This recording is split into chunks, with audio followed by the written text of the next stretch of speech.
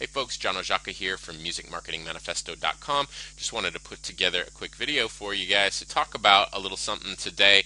Just a quick apology before I do that. I'm recording this in the very rural countryside of New Zealand, and there are like a billion cicadas going on and all over the place around me, and I don't know how badly it's cutting through on this microphone, but if you're hearing some really obnoxious hiss throughout this recording, that's why. So my apologies there. Nevertheless, I wanted to sort of talk a little bit about Facebook and talk about the fact that I think, at least when it comes to our Facebook pages, our artist pages, that it's beginning to smell a little bit like MySpace to me. And now some of you watching this are no doubt a little too young, or maybe haven't been serious musicians for long enough to remember really what happened with MySpace. I think most of you watching this probably are, but it wasn't so long ago, and it really wasn't so long ago, that MySpace was the end-all be-all for the independent musician. It was really the only online tool that we had to our disposal when it came to promoting our music and getting it out there. And we would spend, I know I did, just countless hours adding friends all day long. Those who didn't do it manually bought software to do it. I was one of those, and I'd sit there with that friend adder adding friends, and it became sort of the bragging rights contest. How many friends did you have? And we'd work on getting 30, 40, 50, 100,000 friends, because we thought that equated to some sort of fame and popularity. But as most of us found out, and I certainly did, when we put out our albums and we'd go and blast all those people, some did it the sort of ethical way, or the white hat way, and we just would use the little bulletin feature that we were allowed to use. Others would go and use the software, that same software that we used to add friends, to blast our hundreds of thousands of friends, and even those that weren't, to tell them, hey, buy our album, it just came out on iTunes. And it didn't work. I never saw any sales as a result, or no noticeable number of sales as a result of that stuff. And it was a pretty disheartening experience. Nevertheless, it was all we had, and so we did it. And then it got even worse when the bottom just completely dropped out of MySpace. People stopped using it, and they basically switched over to Facebook and Twitter to a lesser extent, where they are today. And as you know, is no secret, MySpace is it's a ghost town, at least compared to what it once was. So the question becomes, is that what is going to happen, or is that what's happening to Facebook? Now, no, it's certainly not the case that people are abandoning Facebook. Facebook's not going anywhere anytime soon.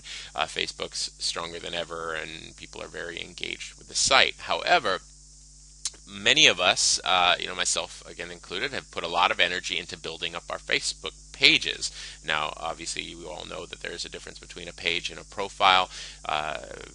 Facebook for personal use is something very different than as a business, or again for us as artists. We have our fan pages, and we go out and we try to get likes. Here's my personal, or my music page, the John Oszaka page. And by the way, if you haven't connected with me here on Facebook, then please do head on over to facebook.com/John Oszaka, or facebook.com/Music Marketing Manifesto. You can see here I've got 11,000 likes.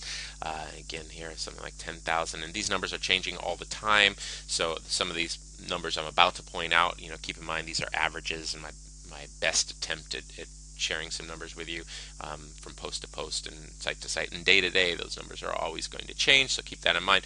Nevertheless, let's look at a few things. So I've got here with Music Marketing Manifesto 11,000 and change in terms of how many people are following this page, and one would think that really meant a lot. Hey, 11,000 people are following you. That's some pretty big reach.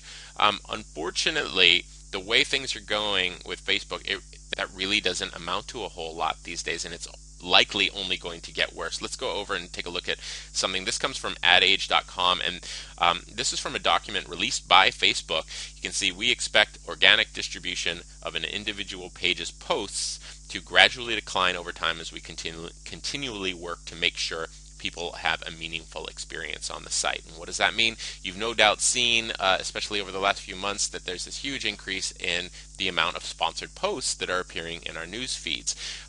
This is because Facebook's now a public company. They got to go and make as much money as they can, and we traditionally would see those ads over there on the right-hand side of the page. We're all familiar with those now. Obviously, they're appearing in our news feeds, which, as an advertiser, I really like. As a user, that's debatable.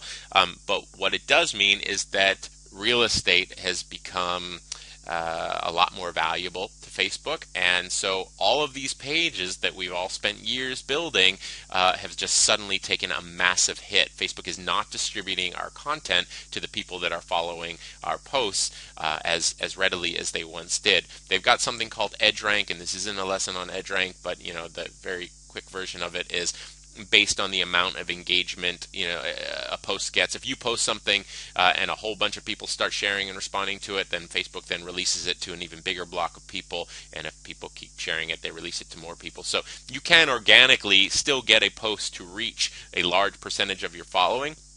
But for the most part, with the average post that goes out, a very small number of people are getting exposed to it because the way Facebook EdgeRank works, if people are engaging, then they just stop distributing it.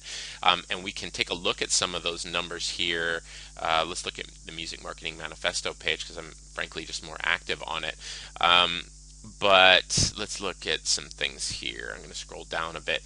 Here, something I put out, 263 people saw this post, 218 people saw this post, 260 people saw this post. This was a shared post, so it's getting a lot more activity because it's calculating other numbers into it. But again, these numbers are all over the place across this page, but this is the kind of thing that I'm seeing. Now, 260 people out of 11,000, what is that? That's like 2%, something in that ballpark. That's horrible. So all of that work, time, and energy, I've had this page up for 3 years or something, is worth 2% of the people following it. Imagine having an email list and getting 2% open rates. It'd be ridiculous, and which, by the way, this is all part of why I recommend that we focus on building our email list as opposed to relying on other people's websites. All it takes is one change in the terms and conditions, and suddenly this asset that we thought we had becomes useless. And again, anyone who's been around since MySpace experienced that, and it sucks. And I think this is the way that it's going to continue going with Facebook. I'm going to tell you how we can, what we can do to at least aid the problem a little bit. But let's by the way look at my music page. 100 people saw that post. 160 people saw that post. 227, 307. You get the idea. It's all pretty dismal. However, Facebook, as most of you are aware of, is now allowing us to boost our posts. So we can go, and let's just click on this one here. We can go, and I need to give us a little more room. Boost this post, and for $5, they give us an estimated ad reach of 1,000 to 1,100. Now that's probably based on this post prior engagement ratio, which is not too strong. Let's look at some other numbers here. I've boosted a lot of posts, so I'm trying to find some things that I haven't boosted. Okay, so 263 people saw this post. If we wanted to boost it for $5, they're estimating between 1,500 and 3,800. Now, why so much more? Look at the number of likes on this post as compared to what we saw on the other one, which was 2. That's why, again, the more engagement there is, basically Facebook is deciding, oh, people must like this. So they're happier to distribute this kind of content that is going to get that engagement than they are the content that didn't get that same degree of engagement. Nevertheless, what we'll find is that the stuff that's going to go viral, it's the fun, it's the entertaining stuff, but that's not the stuff usually that's going to help us sell albums. Come album release day, that's not a shocking or titillating or particularly hilarious story that we've released our album, but that's the message we really need to get out there. If there was one post on Facebook that everybody needed to see that year, it would be that one saying, hey, my album just went live, you can buy it here. And it's those kinds of messages that we really need to get in front of people. So what we can do is use the boost feature, and for just a small amount of money we can increase our reach dramatically. So let's look at some of those numbers here. Let's look at some of these posts that I have boosted. I'm trying to find something that makes sense. Okay, here's one. So I just shared something about Music Marketing Manifesto.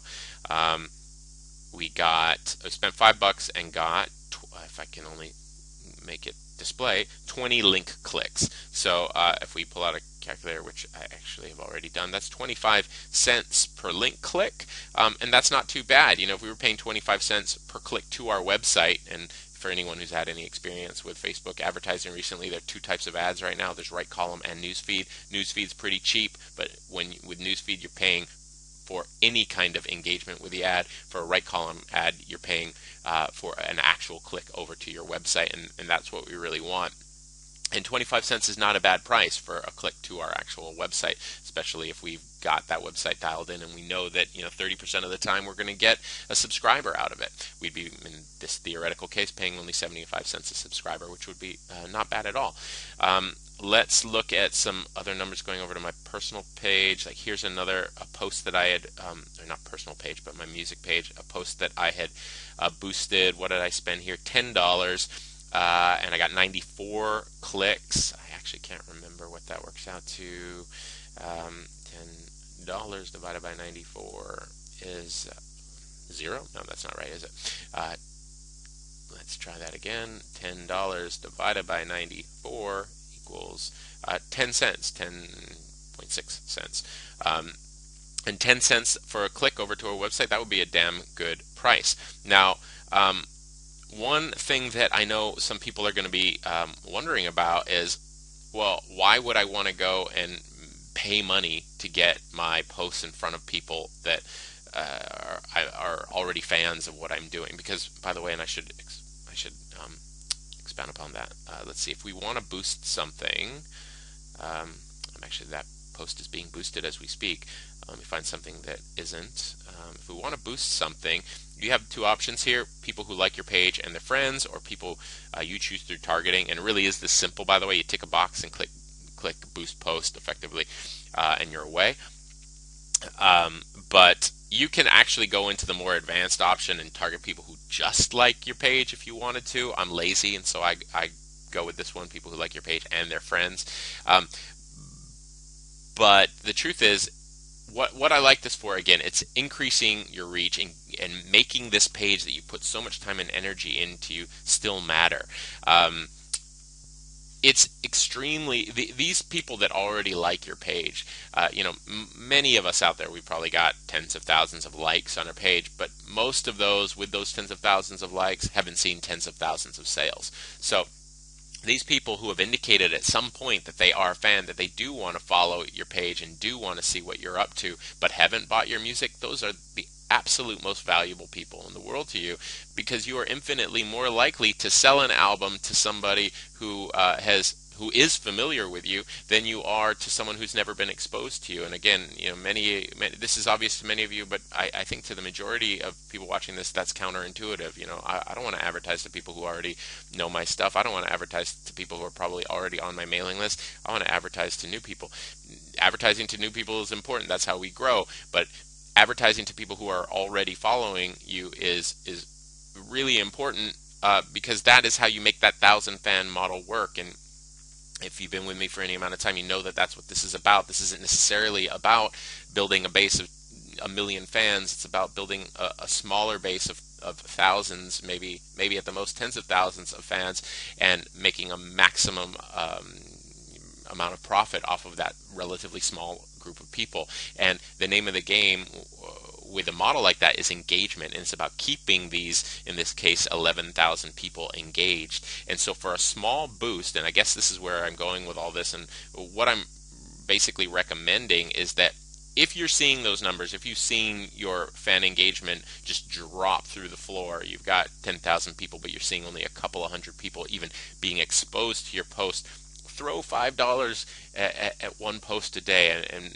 make it count. The posts you really want to get in front of people. Some of you are very active on Facebook and posting multiple times. Some of you are posting once a week. If you're not posting, I recommend that you do, because it is still a valuable platform. But let's run those numbers, and I don't remember which page I had pulled up. Was it? I got to find one again to just do some numbers here. Okay, so if I wanted to boost this one, it's estimating for $5, 1,500 to 3,800 people will see this. Let's just go on the lower side and say 2,000 more people a month might see my posts. Well, if we spent $5 a day doing that, that would be 2,000 times 30. That would be 60,000 more impressions a month for just $150. And my mind always kind of goes back to passing out flyers. Would I pay $150 to get 60,000 flyers into people's hands, knowing that most of them were going to be crumpled up and thrown in the rubbish? Absolutely I would, and this is a lot easier and a lot cheaper, and I think a lot more valuable, because again, we're not, at least the way I'm recommending you do this, we're not going out after just any old person. We're just trying to keep our core audience engaged. And maybe you don't have $150 a month to spend on this, so maybe you just make one post a week count.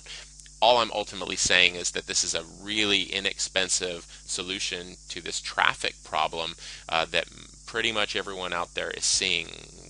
Our Facebook pages have just become worthless, and we have three choices. One, we can continue doing what we're doing and continue getting dismal results. Two, we can just give up on Facebook and maybe stick with email or move on to some other platform. Or three, we can use the opportunities that Facebook is giving us to our advantage. And personally, I'm not afraid of spending money.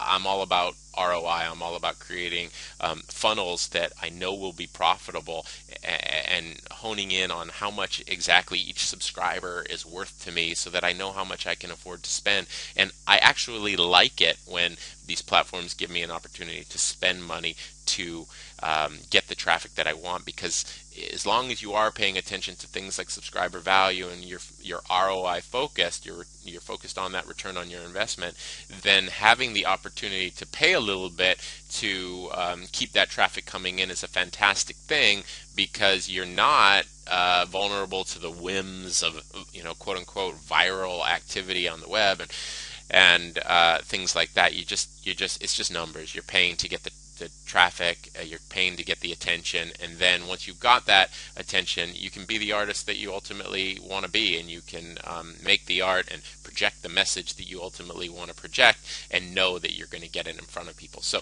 that's really all I wanted to do. Again, I wanted to talk about the fact that Facebook pages are really becoming a lot less valuable to us. That's not likely to change.